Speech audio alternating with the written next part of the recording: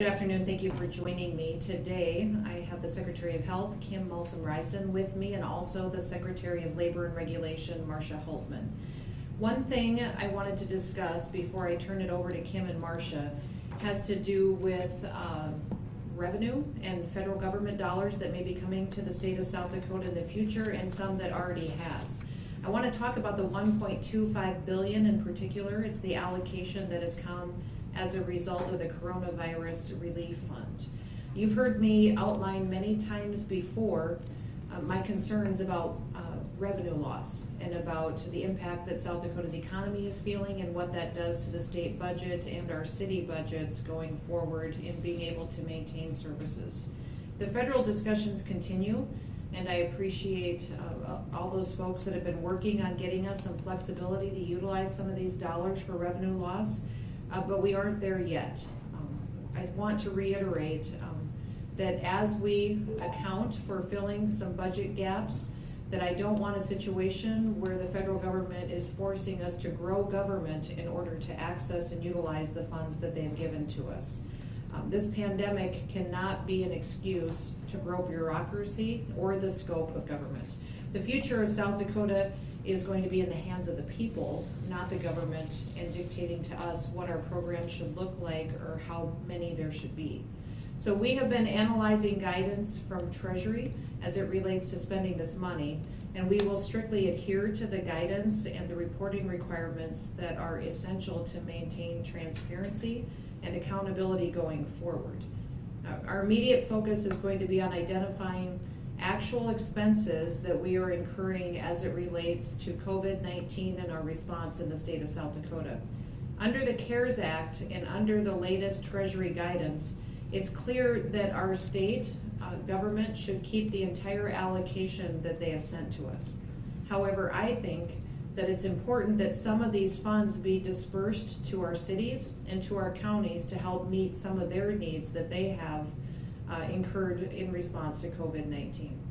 For everybody's benefit, I wanted to lay out a couple of examples of expenses that local governments should be tracking in order to be eligible for reimbursement. Purchases that are directly tied to COVID-19, such as personal protective equipment, cleaning supplies, testing supplies, equipment that might be necessary for the delivery of telemedicine or remote work. Also, costs that they might incur in order to keep individuals in isolation that have tested positive. These local governments and cities should be tracking those costs. Sometimes for some communities, this may be hotel rooms or other isolation costs that they've had incurred upon them. Other costs related to emergency medical response and equipment and costs in preparation for future COVID-19 response. So at the moment, we're balancing two different things. Preserving as much of the funds as possible for revenue replacement to avoid making cuts to education, to healthcare, and other basic services, as well as providing revenue opportunities for reimbursement for state and local governments and counties. This is why it's important that we track these costs accurately and that our local governments are doing that as well, so that we can take care of that accountability that we need to have with Treasury following their guidance. As we wait for more guidance and regulations coming out of Treasury, I'm asking that local officials and finance officers be diligent about tracking their costs, make wise spending decisions, and make sure that you're communicating with my office and the Bureau of Finance and Management to continue working to make sure that we have clarity in what will be reimbursed in the future, and that we have the flexibility to adjust per the federal guidelines that may come in the future.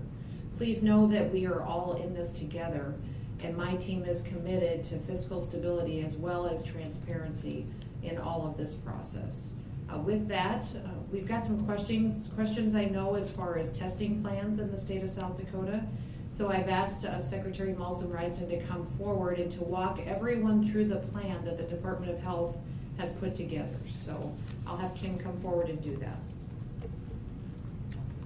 Thank you, Governor. I'm very pleased to share with folks that we will be beginning some mass testing of vulnerable populations starting next week in the state of South Dakota. want to remind people that mass testing is really point in time specific, but it can be a foundation for understanding where we might be seeing COVID cases, especially among people that aren't showing symptoms. Following mass testing, we will be doing ongoing random testing to ensure that we are staying ahead of COVID, again, focusing on vulnerable populations. The priority populations that we'll be focusing on starting next week include nursing home and assisted living residents and staff. In the next 2 weeks, we will be testing all residents of nursing homes and assisted livings and the staff in those facilities statewide. This is a very tall order, but I'm very pleased by the response of the nursing home and assisted living industry. Folks recognize that this is a big lift. We'll be administering thousands and thousands of tests, but that it's a foundation for us in our response moving forward. We'll also be working to do and partner to do testing in some of our tribal communities. That's another priority population for a number of different reasons. And our first event is slated to be in the Sisseton-Wahpeton area for next week. That'll be a joint effort between South Dakota and North Dakota as that land shares both of our states. And so we're very pleased to be partnering in that way. We'll also be working with certain employers of essential and critical infrastructure. I think we all know how important it is that people are able to work and be safe when they're at work, and so that is another priority group that we will be focusing on. We've done some widespread testing within that community already, and we are currently working with some other employers that are potentially interested in that, so I hope that we'll have more updates with specifics for that starting next week.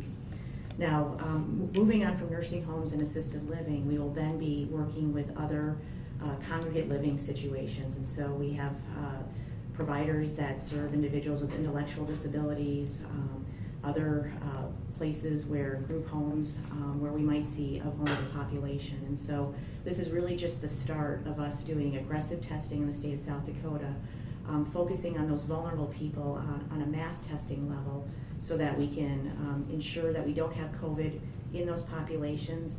Where we do, we can isolate that and hopefully not see large outbreaks. Again, just to reiterate, after mass testing happens, then we do random testing. That's considered sentinel testing. We also have provisions for situations where we do see positive cases in those kinds of settings within our priority populations. And so we'll be doing some continued aggressive testing in those cases so that we can, again, stop the spread of COVID. So very much appreciate Governor Noem's support so that we can do the right thing by these people, use those federal funds to help support this kind of testing effort, and again, in partnership with all the providers out there. Really appreciate everybody rolling up their sleeves and getting this done in the next several weeks. Thank you, Kim. And again, that plan will start next week in some of those communities and then also in our nursing homes. And we appreciate all the partnerships that we have with the leadership in those areas. So thank you. And I also have Secretary Holtman with me today. We've had some ongoing questions about the unemployment process, and I'd like her to speak a little bit about that and how it's going and give you an update.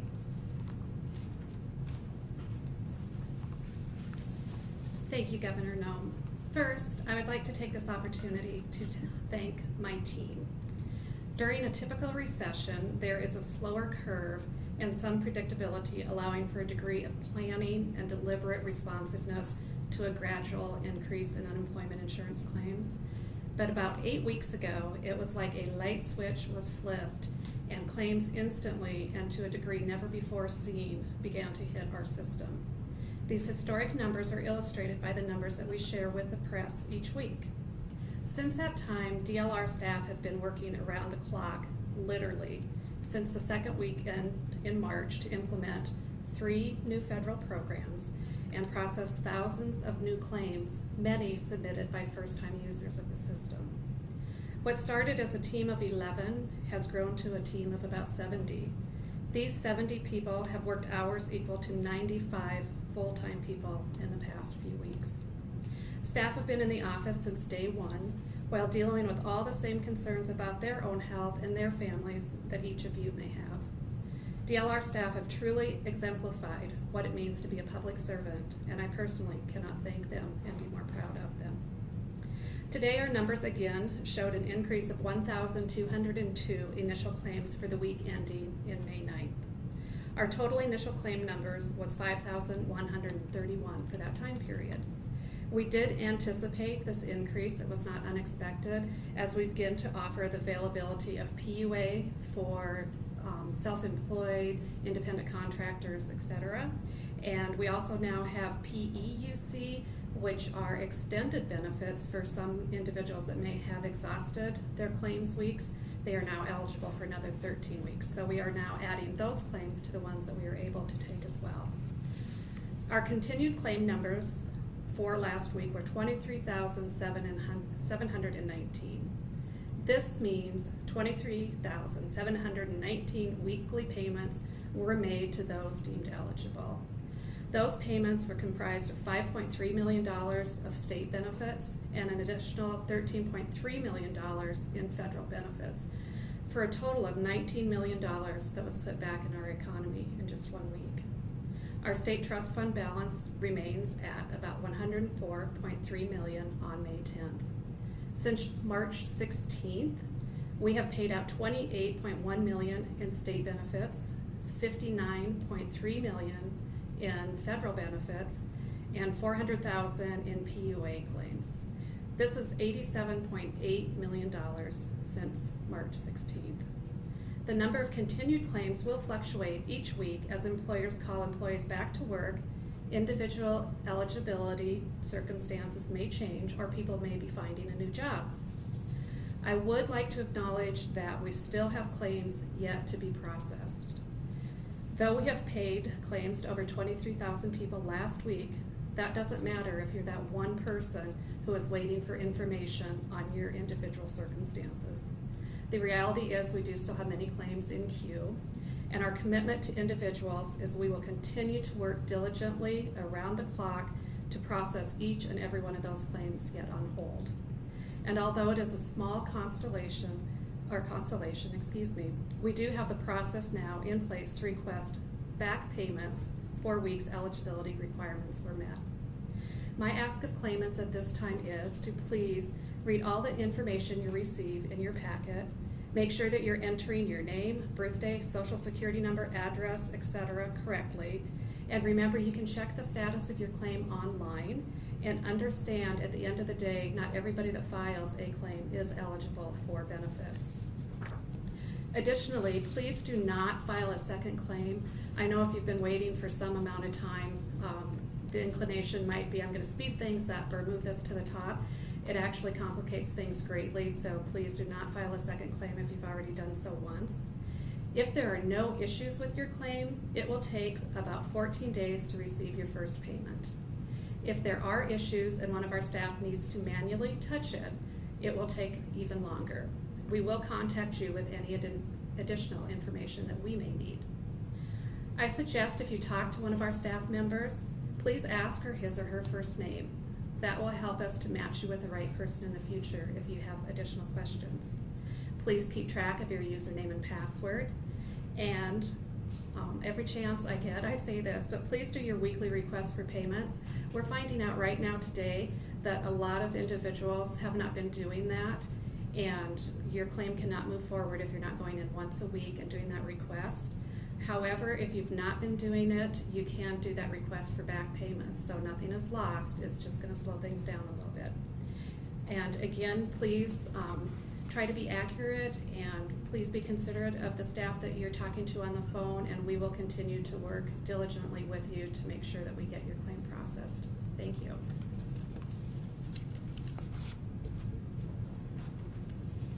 Thank you, Marcia. I appreciate that. I did visit with the U.S. Labor Secretary Scalia this morning and talked a little bit about our programs, how they're implementing. He complimented South Dakota on their efforts, and your team, Marcia, as well. So it was a great conversation, and he did reiterate the fact that the guidelines that we're following in South Dakota will be required by the federal government, and that is why we have the process in place that we have today. So lastly, I wanted to close on just a positive note. This week is Skilled Nursing Home Week. I think we all know we've got a vulnerable population in our nursing homes, and we're so grateful for those folks that show up every day to take care of them and have to put in place extra steps to make sure that they're protected from the virus and healthy every day. So join me in celebrating skilled nursing facilities and recognizing the staff there that are fighting to keep our loved ones safe. All of the nurses, the nursing assistants, the staff, the volunteers, the families, they all make a big difference. So thank you. And to the residents in these nursing homes, stay safe, hang in there, we love you, and I encourage all South Dakotans to continue to reach out in creative ways to let them know that we're thinking of them, we love and support them, and we're all anxious to get back to normal. With that, we'll open it up to any questions that you may have. JP from KOR News Radio. Sure, go ahead. This is for Secretary Malsom Reisden. Do you have any rough estimates of how many tests you're going to perform with the nursing homes, assisted living, the community living as such over the next several weeks? Sure. So in our first week, we will be focusing on nursing homes and attached assisted livings in those counties where there is substantial community spread. We estimate that to be approximately 7,400 people. In the second week, we would target the other nursing homes in the state, in the other geographic areas of the state, and that's about 10,200 people. Again, remember, that's both residents and staff for each of those numbers. In weeks 3 and 4, we would be looking at testing the remaining assisted living centers in the state, and for each of those weeks, that's another 4,300 tests. Again, those are just for the nursing homes and assisted livings. After we get through the assisted livings, we'll move on to other congregate care settings, and so we're still working on the numbers and the planning for that. That's also not counting the work that we will be doing with tribal communities and specific employer outreach. Thank you. Morgan from Rapid City Journal. Sure, go ahead, Morgan. Okay, you mentioned earlier the tribal communities, starting with Mississippi and Washington. Can you talk through the plan for reaching all the tribes in the state in the next few weeks with that mass testing? So we are still working through some of that communication process, and so we have been in contact with other tribes who have requested some additional testing in their communities. I expect that we should have more details on where we will be going next week.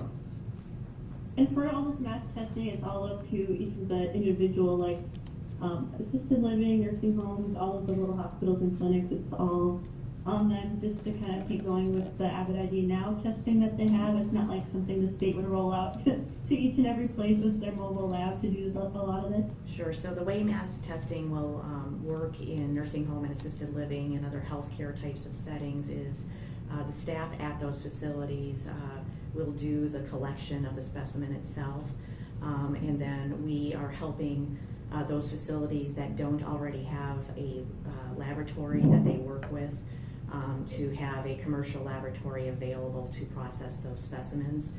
The cost of processing all of those specimens, no matter where they're processed, will be covered by the state of South Dakota. And then the mass testing, well, it'll take that 4 weeks, not a 2-week process for the mass testing. Sure. So we will be testing new groups every single week, and so for the first groups of nursing homes and assisted livings, we have that scheduled over a 4-week period. Okay, thank you. Josh, going now. Yes, go ahead, Josh. All these mass testing events for nursing homes affect the state's testing supplies. Specifically, how it will impact the goal of making tests immediately available for anyone showing COVID symptoms. So the reason we're able to move forward with mass testing at this time is because the supply chain has gotten better on testing supplies, as well as the PPE that we need for testing to be done safely. So we're seeing good signs in that regard. We do not anticipate that the mass testing that we're looking to do will impact our regular testing that needs to happen for people that have symptoms. So when we go in and do the mass testing like we're proposing, we will still make sure that we have the state supplies needed to continue to test other people that wouldn't be part of these mass testing events. Thank you. This is Ariel with the Journal. Let's go to Patrick in the room, and then we will go to the Rapid City Journal. Thank you. Patrick Callahan, South Dakota Broadcasters. We spoke on Wednesday about communications with the tribe. Could you give me a sense of events since then and then a follow-up to that? Okay. Sure. The two tribes in particular that we're visiting with about the checkpoints in question would be Cheyenne River and the Oglala Sioux tribe. And we have sent them a plan for how we think the checkpoints could be facilitated in different locations. And both the chairman and the president of Oglala has said that they're taking a look at those. So we're anxiously awaiting their response and their evaluation of those plans, which I think is encouraging that they didn't reject them outright and are considering the proposal. And then we also have had several other conversations with other tribes about ideas that they have in place for checkpoints, and we're having conversations with them as well. If I could follow up, since that time, we've heard about a letter from 17 state lawmakers, and since that time, another state lawmaker has weighed in, called it a 180. Various different reports. I think you're referencing Ryan Maher, and that was just a specific political attack. I think we all know that Ryan used to be a Democrat, and that he actually encouraged us and that we did a good job days earlier on communications with the tribe, and that it was discouraging to see that in the newspaper. So, the fact is we're communicating, we're talking with our tribes, we're working out a plan, and Ryan has supported all my political opponents against me in the past, and that's what's so disappointing about this, is that we're in the middle of a pandemic and we continue to see articles and situations like that. So my hope is we can stay united, continue the conversations, and come up with a resolution that will protect the people of South Dakota and make sure that we're making the best decisions going forward. Was there a question on the phone from the Rapid City Journal? Yes, this is Ariel. This is kind of a technical question. So just again with the checkpoints. So the BIA memo says that tribes can only do checkpoints on state and federal highways if the owner agrees. So my question is, who does own state and federal? I mean, it may be obvious. I mean, does the state own state roads? Does the federal government own federal roads? Well, the indications is that, and this is one of the reasons we're asking for clarity from the federal government, is that it is federal jurisdiction on state and federal highways and tribal jurisdiction on BIA roads. So that's why we communicated with the tribes that if they wanted to facilitate checkpoints on BIA roads, that would be more acceptable to the state of South Dakota. And we'll continue having those conversations to see if that is something that's acceptable to them as well. So I guess my question is, if it's, well, you just said it's federal, who's in control of both the state and federal highways, so why is the state of South Dakota even involved? Shouldn't the tribes be talking with the federal government about this? Yes. In several of my interviews and here at these press conferences, I have indicated that I would appreciate the federal government recognizing and upholding their federal laws so that transportation can happen on these highways. That's why we're asking for clarity. That's why we're having this communication. The BIA did tell the tribes to come up with an agreement with the state of South Dakota that would facilitate transportation happening on those roadways. And so that's why we're talking and communicating with tribes, but we are hopeful that the federal government will be the ones that actually take action as it is their jurisdiction. So why is the federal government even telling the tribes to discuss it with the state if it's a federal issue only? That's a great question for the federal government. I'd suggest you ask them. Okay, I will do that. Good. Next question? Governor, this is Stephen Gross from the AP. Yes, go ahead, Stephen. If the road checkpoints aren't removed from federal or state highways, are you still planning to sue the tribes? I think that we are working through our process and we're hopeful that we can come to a resolution. I'm going to stay really optimistic about the situation and hopeful that we can find a resolution soon. Governor Noem, Gordon Richard, Alcester Union. Tonight? Yes, go ahead, Gordon. Yeah. On that $1.25 billion relief fund, the hardest working people in this county, I believe, are the schools. School people providing food. How will schools ultimately maybe track their expenses related to this? Will they get some of the 1.25 billion? Well, I believe that the schools are already tracking their costs, and there are separate dollars that flow directly for education costs to them that are coming and maybe have already been allocated. So that is something that has been addressed at the federal level, that I believe those school districts will be adequately reimbursed for their costs.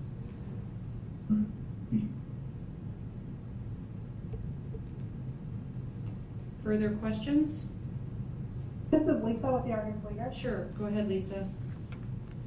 Yeah, on the mass testing, just wondering if you're expecting the number of positive cases to start going up dramatically once you begin that. I do expect to see an increase. As we test more, we always see an increase in positive cases. And we're focusing on our vulnerable population in our nursing homes and assisted care centers. And then also looking at those counties where we do have community spread or substantial spread. So looking at the areas where we anticipate that getting folks isolated quickly could make a difference is something that we're using as a priority.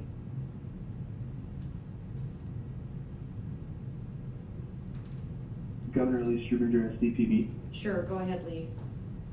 Thank you. I was wondering if you could talk a little bit about, I guess, how you see what the feds are telling the state and how they can use the federal money.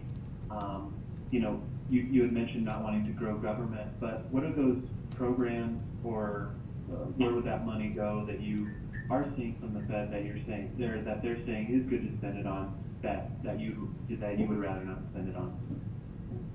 Well, there are, what I've asked them for is the ability to use it for revenue replacement and hold me accountable to dates that the virus would have impacted the state of South Dakota.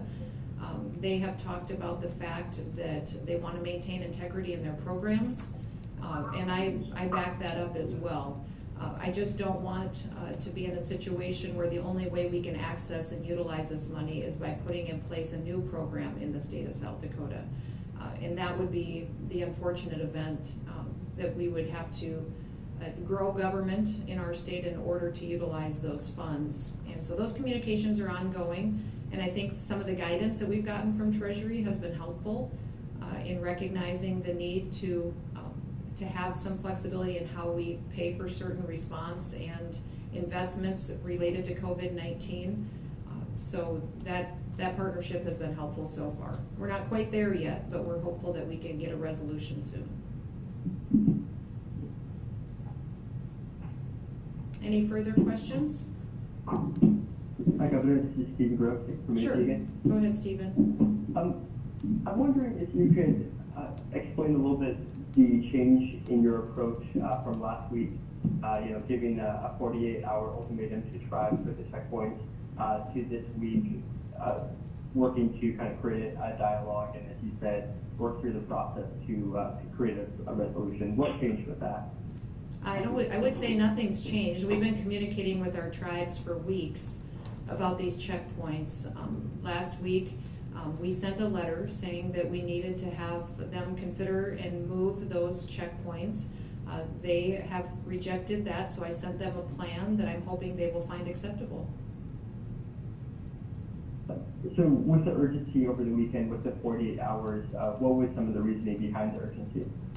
I wouldn't say it's urgency. I would say that many phone calls to our offices, phone calls to the federal congressional offices indicate that it is an issue and that there isn't consistency from checkpoint to checkpoint, and that some of the activities that are happening there needed to be clarified. So in response to what we were hearing and seeing, we recognized that we needed to have a resolution and continue the conversation going forward.